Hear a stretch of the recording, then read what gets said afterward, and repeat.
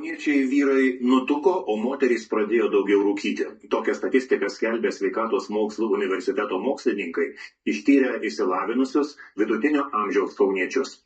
Rūkymo augimą lėmė pasikeitęs gyvenimo būdas ir tai, kad moterys rūkydamos nebesislėpia. Vis dėlto patys kauniečiai kaltina skanias ir saldžias elektroninės cigaretes bei greitai paruošiamą maistą. Ieva Diraitė tęsia. Kaune padaugėjo nutukusių vyrų. Lietuvos Sveikatos universiteto mokslininkai ištyrę pamatė, kad nutukęs kas trečias vyras. Jeigu pirmuosiuose tyrimuose buvo nutukęs kas ketvirtas vyras, 25%, tai dabar yra kas trečias, 33%.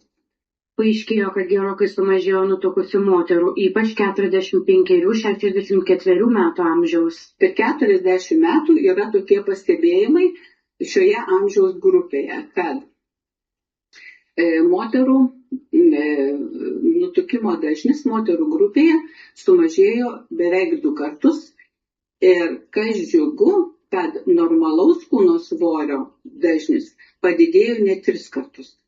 Tuo tarpu vyrų nutukimo dažnis padidėjo taip pat reikšmingai. Kauniečiai teisinasi, kad su amžiumi prisižiūrėti sudėtingiau, esą ką bevalgytum vis tiek svoris auga.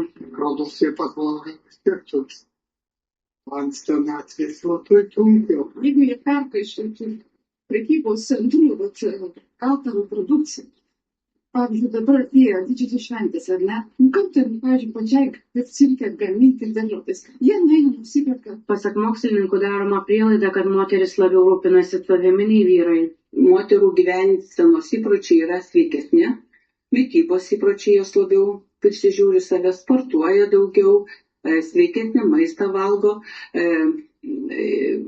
vyrų gal fizilis gyvenimo būdas. Tačiau situacija kur kas blogesnė dėl moterų rūkymo. Rūkančių vyrų dažnis per 40 metų reikšmingai nepasikeitė, tai maždaug kas trečias vyras rūko.